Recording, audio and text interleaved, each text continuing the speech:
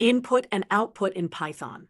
In this lesson, we learn how to talk to the computer using the print function and the input function, plus a few simple formatting tricks. Section 1. Output with print. The print function displays text or values on the screen. Here is the most basic example with a string and a number. Under the hood, print converts each argument to a string, separates arguments by a space by default, and adds a new line at the end.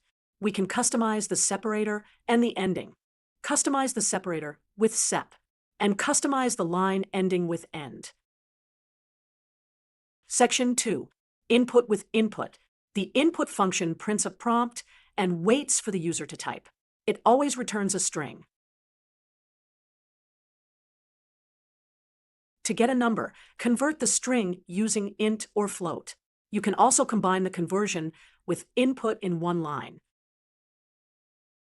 Section 3. Formatting output. Here are 4 simple ways to embed values in strings. Using commas in print, old-style % formatting, the format method, and f-strings, which are short and very popular. Section 4. Putting it all together.